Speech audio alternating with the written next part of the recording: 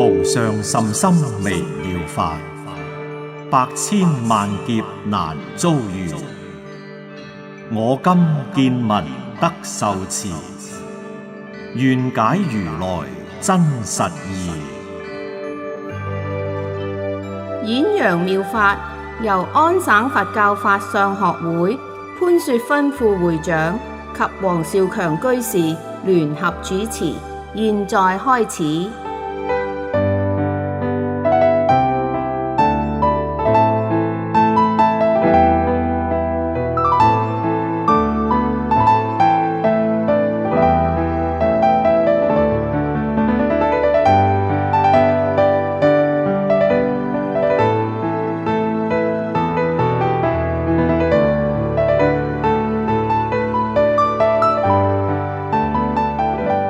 各位朋友，大家好，歡迎各位收聽演揚妙法。呢個佛學節目係由安省佛教法相學會製作嘅。潘副會長你好，黃居士你好。上次你同我哋句解《阿彌陀經》嘅時候呢，係解釋緊通序部分嘅，咁就係介紹當時在場聽佛說法嘅常隨弟子，不過有1200幾人咁多，經文當然冇辦法一一咁介紹啦。只係略舉16位作為代表啫。上次係介紹到佛陀嘅異母弟難陀嘅，咁其他在場嘅佛弟子仲有邊幾位呢？今日我哋同大家講呢，就係講阿難陀，係慶喜尊者，多聞第一。阿難陀嘅梵文係阿難達，簡稱係阿難。係佛陀嘅10大弟子之一，意譯係慶喜無染。佢係佛陀嘅堂細佬，亦都係佛陀嘅侍者，跟隨佛陀20幾年，記憶非常之好，而且呢係對佛陀所說嘅法呢，多數都能夠記憶，能夠念誦。由於佢係佛陀嘅侍者，所以佛陀同任何人說法嘅時候呢，佢大多數都係在左右，所以被譽為多聞第一。阿難天生容貌端正，面如滿月，眼如青蓮花，佢嘅身光淨如明鏡，所以雖然已經出咗家，亦都成日遭到啲婦女嘅誘惑。但係阿難意志堅固，終於都能夠保存梵行。喺佛陀生前呢，阿難係並未能夠覺悟。後來喺佛陀入滅之後，佢發奮用功而開悟嘅。佢係被選為第一次結集裏邊負責將經文誦出嘅。對於經法嘅傳持，功績係非常之大，而初時佛陀嘅姨母摩訶波遮波提夫人係想加入僧團，係唔得到佛陀嘅許可嘅。阿難亦都從中斡旋，終於得到佛陀嘅同意，俾佢出家。對於比丘尼教團嘅成立係功勞至偉嘅。咁下一個呢，就要講下羅睺羅啦。羅睺羅係復將尊者，密行第一。羅睺羅嘅梵名係 Rahula， 意譯係復將，係佛陀10大弟子之一。佢係佛陀嘅仔嚟嘅，佢能夠微細護持戒行，意思即係話3000威儀80000細行，佢都能夠做到，所以係被譽為密行第一。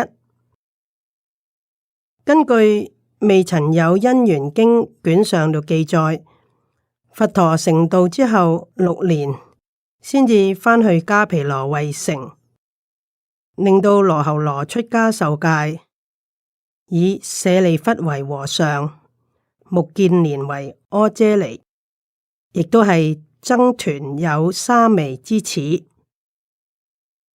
佢初時作沙彌嘅時候，有種種不如法嘅行為，後來受到佛陀嘅訓誡，最後能夠嚴守戒律、精進修行，得阿羅漢果，係被譽為密行第一。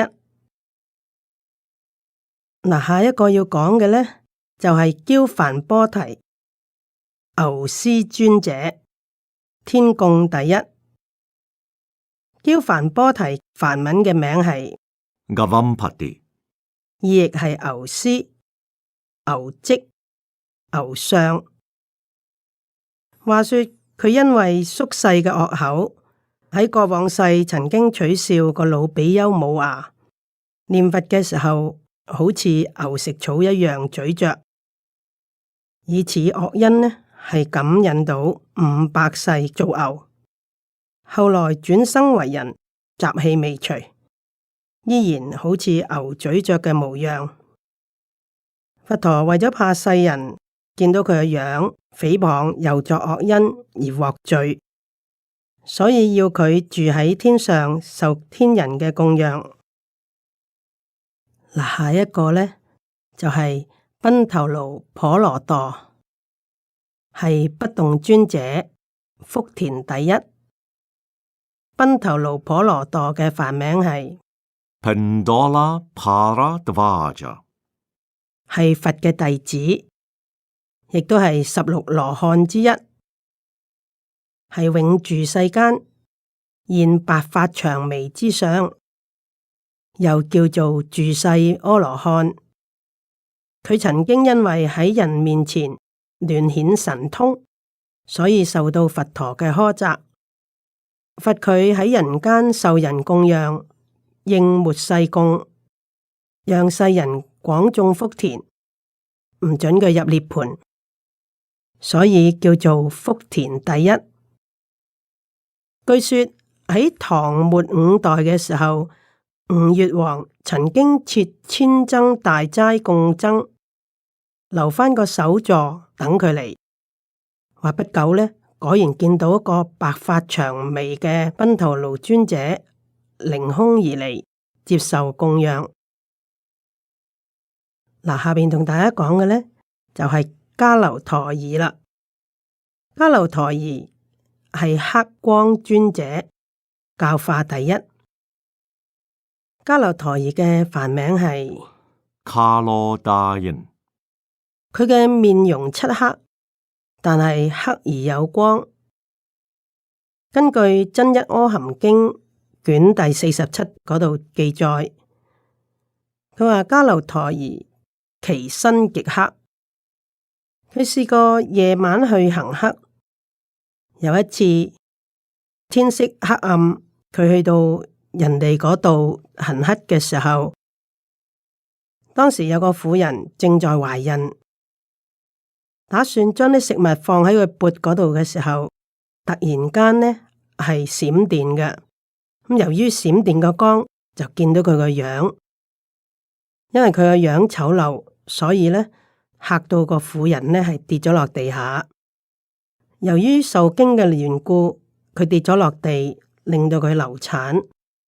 後來聽聞呢個迦樓陀夷係佛嘅弟子，呢個婦人呢就係發惡嚟到鬧佢嘅。佛陀知道呢件事之後，從此就制定過午唔能夠乞食呢條戒嘅。迦樓陀夷善於教化眾生，所以叫做教化第一啦。咁下一個呢，同大家介紹嘅就係摩訶劫賓羅，係房宿尊者，知星宿第一。摩訶劫賓羅嘅梵名係 Mahakalpina，佢精通天文曆數，能知星宿，係所有僧人裏邊知星宿第一嘅。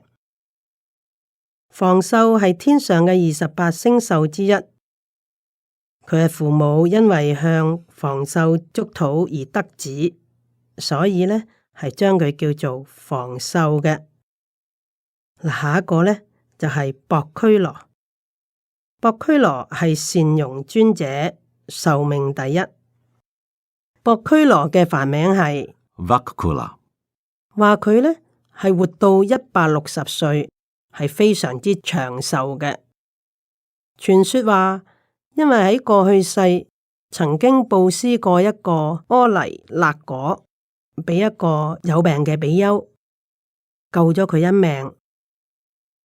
又由於佢自己多生多劫都不殺生，由於此等嘅善因，係感應到健康長壽，所以可以活到160歲。嗱，下一個呢，就係阿耨留陀，係無貧尊者，天眼第一。阿耨留陀嘅梵名係 Aniruddha 佢亦都係佛陀嘅10大弟子之一。佢係佛陀嘅堂弟。據說呢，話佢喺過去生中曾經遇到荒年，將自己嘅麥飯布施俾一個辟支佛，由此善根呢係感應得生生世世，或者有一個講法話係91劫，所求如意，財富充足，不受貧窮困苦嘅。佢隨佛陀出家之後，精進修行，係堪稱模範。但係佢有一個壞嘅習慣，就係時時喺佛陀說法嘅時候呢，係瞌眼瞓嘅。由於咁樣係受到佛陀嘅苛責，佛陀就咁講呢一個偈嘅。佢話：得何為睡？螺螄蚌蛤類，一睡1000年，不聞佛名字。意思就係話，點解你咁貪瞓？如果你咁貪瞓，就好似嗰啲有殼嘅海產一樣，好似嗰啲螺啊、蜆啊、絲堪等等一樣，只係知道匿喺自己個殼裏邊昏睡1000年，即係好長嘅時間，都唔能夠聽到佛嘅名字。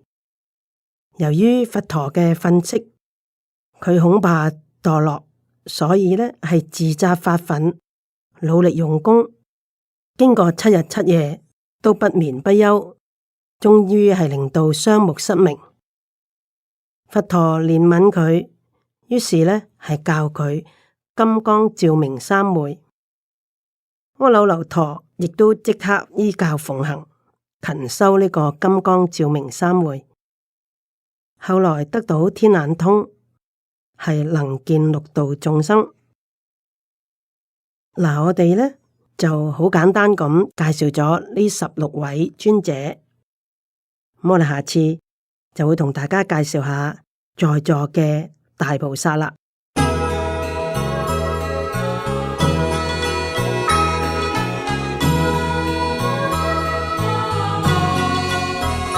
為你細說佛菩薩同高僧大德嘅事跡，為你介紹佛教名山大川嘅典故，專講人地事。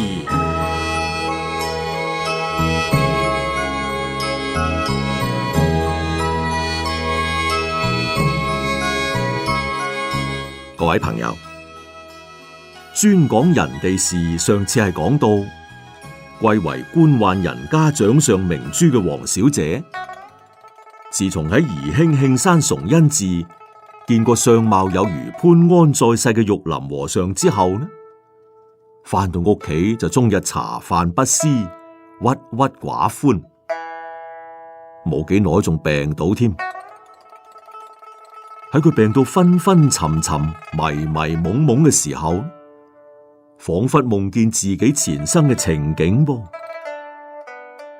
原來嘅前生係一個生長喺小康之家嘅獨生女嚟嘅。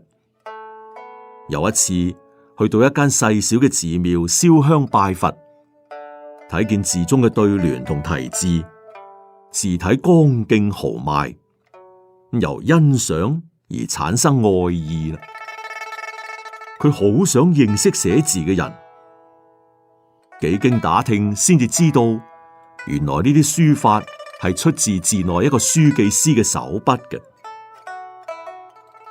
雖然知道呢個係出家人，覺得非常失望，但係為咗一睹心儀之人嘅廬山真面目，就故意話要供養僧眾每人1兩白銀，請佢哋親自出嚟簽收領取啦。點知俾呢個書記師嘅醜陋顏容嚇到佢當場暈倒，在場圍觀嘅人七嘴八舌，對書記師諸多奚落，令到佢極之難堪。一時睇唔開，就想話懸梁自盡。幸好住持僧及時趕到，先至救翻佢條命。不過佢立誓以後都要閉關靜修，不見任何外人。呢段如幻似真嘅夢境，令到黃小姐相信而家嘅玉林和尚前生就係嗰位書記師，因為佢後來虔誠參拜藥師琉璃光如來，所以修得今生相貌俊朗不凡，風度翩翩。而佢自己呢，就係嗰位女施主在世，因為經常布施而投生在顯赫富貴之家。佢覺得前生對玉林和尚係有所虧欠嘅，而且亦都曾經許願話來世要償還嘅。雖然今日大家總算有緣能夠遇見，可惜始終都係相逢恨晚。玉林已經出家為僧啦，莫非真係天意弄人？況且而家自己臥病在床，萬一藥石無靈，就此一命嗚呼，咁唔知又要等幾多世先至可以同玉林重遇啦。黃小姐越想就越唔甘心，越想就越鑽牛角尖，以致病情日益嚴重。佢嘅母親黃夫人初時以為個女只係偶染微恙，不以為意。咁當然亦都有為佢延醫診治啦。但係所有大夫診斷過之後，都話唔知道呢個係乜嘢病。咁黃夫人唯有寫信派人通知喺京城為官嘅丈夫黃大人，叫佢盡快趕翻嚟江南啦。不過當時嘅交通並唔係好似今日咁方便嘅，所以過咗10幾日啦，黃大人都仲未翻到嚟噃。黃夫人眼見愛女病態奄奄，自己又乜嘢都做唔到，不禁心急如焚，六神無主啦。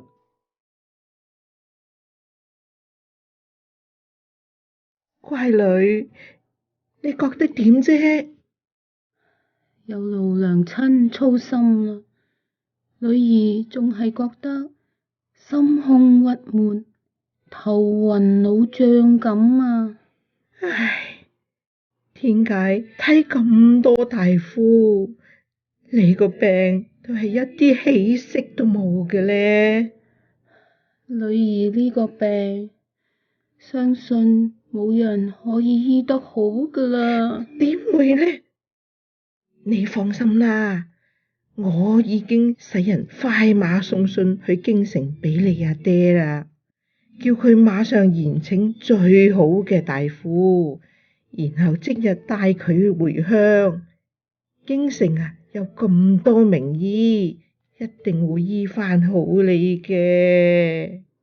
冇用噶，娘親，請恕女兒不孝，恐怕女兒今後再唔能夠侍奉你同阿爹噶啦。哎呀，你唔好嚇娘親啊！我哋兩老幾十歲人，只得你一粒女，正所謂仔又係你，女又係你啊！如果你有乜嘢不測啊，你叫我哋兩老點算好啊？小姐，你唔好抌低翠紅啊！翠紅話過，今生今世都要服侍小姐你噶。小姐你去邊，翠紅就跟住你去邊噶。翠紅，你唔好咁傻啦。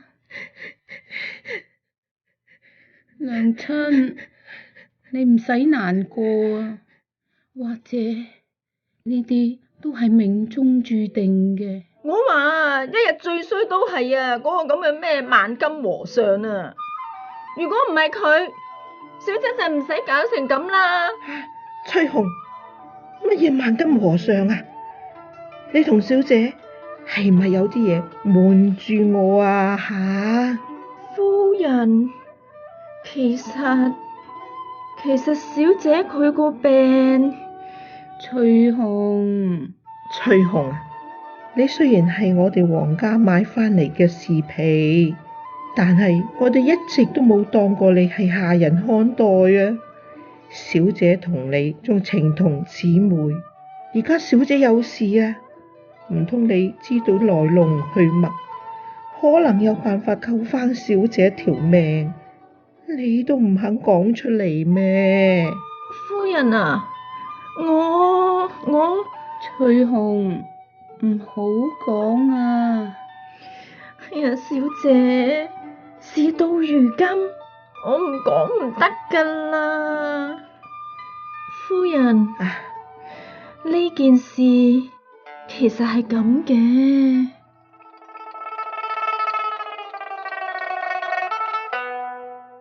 於是翠紅就將當日小姐喺崇恩寺進香遇見玉林呢位萬金和尚嘅經過情形，一五一十咁講晒俾王夫人知道啦。王夫人聽完之後，唉，一時間都唔知應該點做至啱，唯有勸個女暫時放開懷抱，安心養病。等阿爹翻到嚟呢，一定會為你作主嘅。不過黃大人身為朝廷重臣，知道個女愛上一個出家人之後，佢又可以點做呢？我哋留翻下次再講。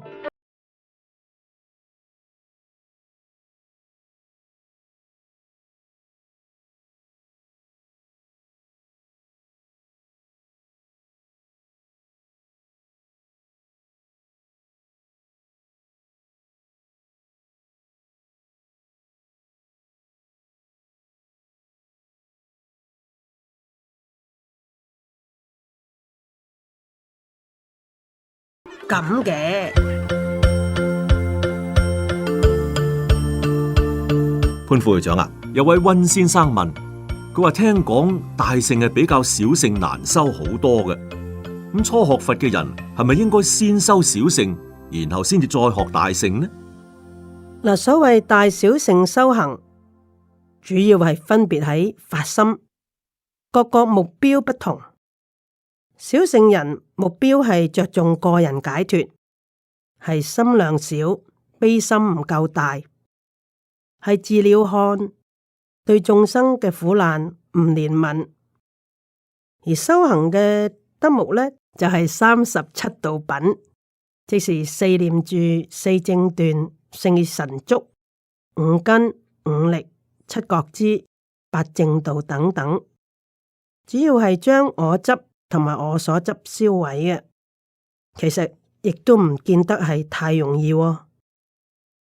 而大乘修行者呢，就要修六度萬行，係大小乘修行嘅德目都要兼修，係法門無量誓願學，悲願大，發心大，披冠甲冑，大願莊嚴，勇猛精進，循序漸進。亦都唔見得太難，只要有無限嘅心量，無限嘅慈悲，視眾生嘅苦難為自己嘅苦難，咁就能夠難行能行，難忍能忍。所以取決修行大小乘，唔在於難易，應該係在於發心嘅大小。如果大家都有啲關於佛教嘅問題想問我哋，歡迎傳真到905-707-1275，905-707-1275，或者係電郵到 bds2009@ymail.com，bds2009@ymail.com。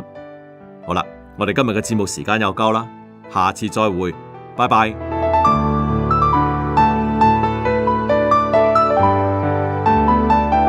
演揚妙法由安省佛教法相學會潘雪芬副會長及黃少強居士聯合主持，現在經已播放完畢，請各位喺下次節目時間繼續收聽啦。